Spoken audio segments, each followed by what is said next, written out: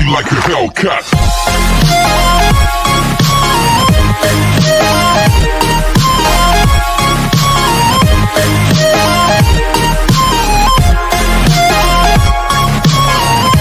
Season की शुरुआत एक स्ट्रगलिंग मॉडल जून से होती है जो अब एक्टिंग में अपना करियर बनाना चाहती है। जून के ख्वाबों को पूरा करने में उसके ग्रैंडफादर और जून की मॉम उसका पूरा साथ देते हैं, लेकिन जून के फादर और बड़ा भाई उसके इस ड्रीम के बिल्कुल खिलाफ हैं। जून एक ऐसे घराने से बिलोंग करता है जहां पैसों की कमी है और सब लोगों को कुछ न कुछ काम करके अपना घर चलाना पड़ता है। दूसरी तरफ एक मेकअप आर्टिस्ट जियोंग को दिखाया जाता है। जियोंग भी एक स्ट्रगलिंग मेकअप आर्टिस्ट है और उसका बचपन भी कुछ खास नहीं गुजरा, बल्कि उसके अपने पेरेंट्स की डिवोर्स के बाद बचपन से ही अपने पैरों पे खड़ा होना पड़ा। जियोंग के अच्छे काम और स्किल्स की वजह से वो सैलून में बहुत मशहूर है और उसकी तारीफें भी बहुत होती हैं, जिसकी वजह से सैलून में काम करने वाली एक और मेकअप आर्टिस्ट जियोंग से बहुत जेलस है। जियोंग इन सब चीजों से सिर्फ एक इंसान की वजह से डील करती है और वो इंसान है जून। जियोंग जून की बहुत बड़ी फैन है। हालांकि जून इतना फेमस नहीं, लेकिन वो जियोंग को बहुत पसंद है और उसका ख्याल जियोंग को हिम्मत देता है। अब सीन्स शिफ्ट होते हैं एक और मॉडल और एक्टर हियो की तरफ, जो जून का बचपन का दोस्त है लेकिन बहुत अमीर है। यही वजह है कि उसे कामयाब करने में उसके पेरेंट्स का बहुत बड़ा हाथ है। हियो की मॉम ही उसकी मैनेजर है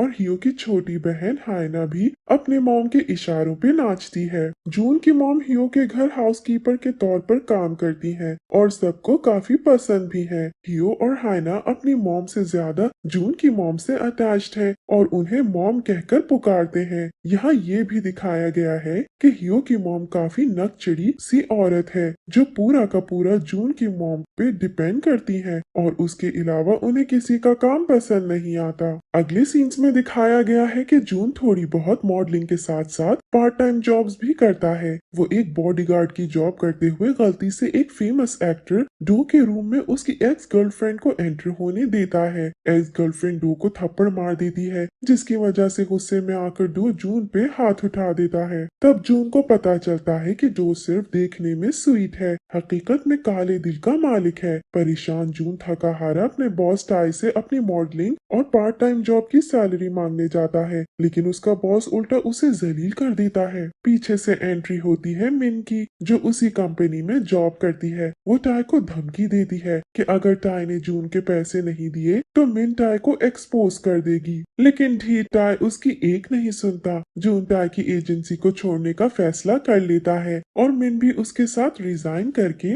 चली जाती है। जून मिन के सैक्रिफाइस से शॉक्ड होकर उसे अपनी मैनेजर बनने का कहता है, लेकिन वो हंस के इस बात को टाल देती है और दोनों अपने अपने रास्ते चले जाते हैं। जियोंग को एक फैशन शो में अपने आइडल जून से मिलने का मौका मिलता है। वो शो में जून और हियो का मेकअप करती है, जो उन्हें बहुत पसंद आता है। जियोंग जून को जब इतने करीब से देखती है तो उसे बहुत अच्छा महसूस होता है। किसी वजह से जियोंग कुछ अपसेट हो जाती है और वो अकेले में जाके अपने मोबाइल में जून की पिक्चर्स देख के उससे बातें करने लगती है। वहाँ जून पहुंचकर उसे देख लेता है और पूछता है कि क्या वो जून की फैन है, जिसपे जियोंग घबरा के फौरन मना करके ये बोलती है कि वो जून की नहीं बल्कि हियो की फैन है। जून वहाँ से स्माइल करके चला जाता है। नेक्स्ट सीन्स में हियो की मॉम भी जियोंग से सैलून में मेकअप करवाने आती है और उसके काम से काफी इम्प्रेस होती है। वहाँ जून के फादर उस पर गुस्सा कर रहे होते हैं कि वो अपने करियर में नाकाम होने के बावजूद जून दूसरे काम में हाथ नहीं डालता जहाँ उसे पैसे मिले और वो अपनी फैमिली को सपोर्ट कर सके।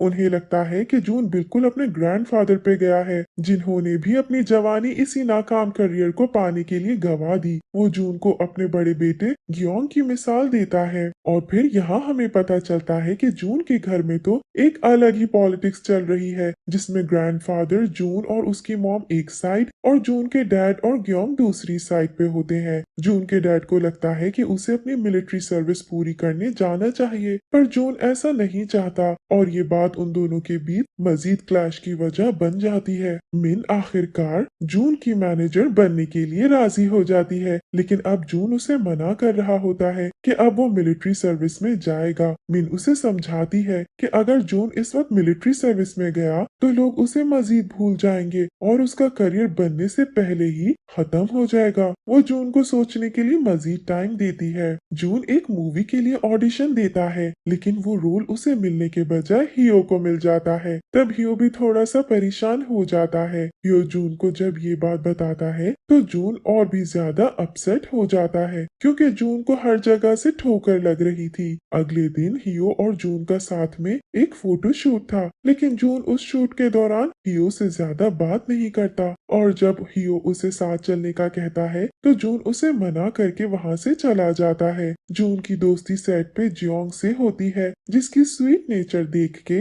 जून भी रिलैक्स्ड फील करता है। एक दिन जून उसे कॉल करके मिलने बुलाता है और दोनों लाइब्रेरी जाते हैं और वहाँ क्वालिटी टाइम स्पेंड करते हैं। जून को अपने इतना नजदीक देख जियोंग भी थोड़ा ब्लश होने लगती है। दोनों साथ कॉफी पीते हैं और इस दिन के बाद से इन दोनों की अच्छी दोस्ती होने लगती है। एक दिन जून हियो को जियोंग से मिलवाता है और बोलता है कि जियोंग हियो की फैन है। हियो काफी खुश होता है, लेकिन जियोंग एम्बैरेस्ड हो जाती है, क्योंकि असल में तो वो हियो की नहीं बल्कि जून की फैन है। बाद में हियो उसी सैलून मेकअप करवाने जाता है जहाँ जियोंग काम करती है, और किसी और से मेकअप का मना करके जियोंग को अपना मेकअप करने का कहता है। शुरू में तो जियोंग इतने बड़े सेलिब्रिटी का मेकअप करते हुए घबरा रही होती है, लेकिन फिर मैनेजर के कहने पर मान जाती है। हियो उसके मेकअप से बहुत खुश होता है। मिन एक एजेंसी खोलती है और उसकी काफी मेहनत के बाद उसके पास जून के लिए एक रोल ऑफर होता है। मिन जून को उस मूवी रोल का बताने जाती है, लेकिन वो ये कहकर मना कर देता है कि वो अपने फादर के कहने पर मिलिट्री सर्विस में ड्यूटी देने जाएगा। जून अपने घर जाता है और वहाँ जब उसके फादर एक बार फिर उसे डांट रहे होते हैं तो जून फौरन उस मूवी रोल को एक्सेप्ट कर लेता है, और जब अपने फादर को बताता है तो उसके पिता गुस्से में उसे कुछ खींच के मार देते हैं। बाद में आखिरकार जून को पता चल जाता है जियोंग हियो की नहीं बल्कि जून की फैन है। जियोंग बहुत शाय फील करती है, लेकिन फिर उसके पास जून की कॉल आती है जो उसे मिलने का कहता है। जून के ग्रैंडफादर हमेशा से एक मॉडल बनना चाहते थे और उनके इस ड्रीम को पूरा करने के लिए जून उनका एडमिशन मॉडलिंग क्लास में करवा देता है, जिसपे वो बहुत इमोशनल हो जाते हैं। फिर मिन के पास जाके उसे मूवी में रोल करने के लिए हाँ कर देते हैं, जिसकी वजह से मिन बहुत खुश हो जाती है। जियोंग जून से मिलने के लिए निकल जाती है। पीछे से हियो सैलून में आता है और जियोंग को वहाँ ना देख के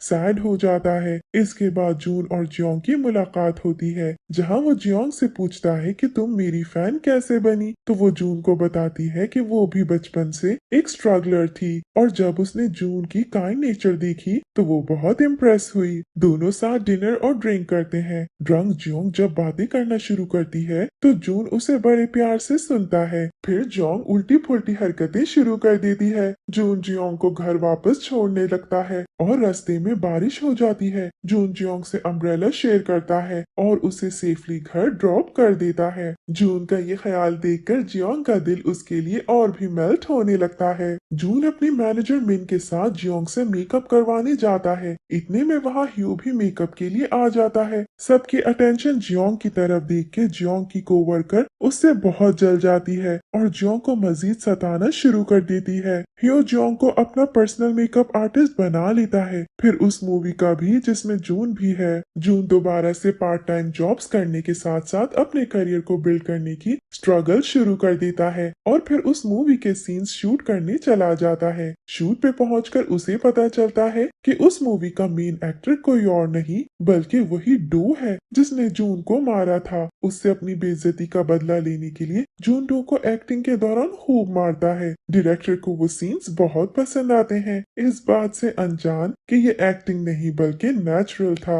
हियो की बहन का लॉ स्कूल में एडमिशन हो जाता है। फिर उनके घर वाले मिलकर डिनर करते हैं, जिसमें उनके फादर अपनी बेटी पे काफी फख्र करते हैं और हियो को डिग्रेड करते हैं। पर हियो की मॉम उस मामले को वहीं ये कहकर संभाल लेती हैं कि उन्होंने अपने बेटे के लिए खुद करियर चूज किया। अगले दिन शूटिंग के बाद हियो, जून और जियोंग मिलकर खाना खाने बाहर जाते हैं, जिस दौरान इनकी इस बात पे क्यूट सी फाइट हो जाती है कि जियोंग दोनों में से किसकी गाड़ी में बैठेगी। जियोंग मिन और जून की कार में बैठ जाती है। इनकी फाइट देखकर मिन जून और जियोंग जियोंग से पूछती है कि कहीं वो दोनों एक दूसरे को डेट तो नहीं कर रहे। दोनों फौरन मना करके खाना खाने लगते हैं। इसके बाद मूवी की शूटिंग की वजह से जून, हियो और जियोंग की हर दिन मुलाकात होती है। डो से फाइटिंग सीन के दौरान जून जख्मी हो जाता है। वहाँ मौजूद जियोंग उसे परेशान होकर बैंडेज लगाती है। फिर जून जियोंग को घर छोड़ने का बोलता है, जिसपे वो मना करती है, लेकिन जिद्दी जून उसे फिर भी घर छोड़ने के इरादे से आ जाता है। रास्ते में एक बार फिर बारिश हो जाती है और इस बार जून अपनी जैकेट से जियोंग और अपने आप को कवर कर लेता है। दोनों हंसते हंसते घर की तरफ भागते हैं। जियोंग अंदर जाने वाली होती है कि पीछे से जून उसे आवाज देता है और अपनी फीलिंग्स के बारे में बता देता है। जियोंग तो उस वक्त बिल्कुल चौंक जाती है। जून काफी भीग जाता है। तभी जियोंग उसे अपने घर ले जाती है। दोनों काफी एम्बैरेस्ड फील कर रहे होते हैं। जब जून जियोंग से अपने सवाल का जवाब मांगता है तो वो भी मना नहीं कर पाती और इस तरह इनकी डेटिंग स्टार्ट हो जाती है। दोनों एक दूसरे को गुड बाय करते हैं और जून अपने घर के लिए निकल जाता है, जहाँ ग्रैंडफादर उसका बेताबी से वेट कर रहे थे।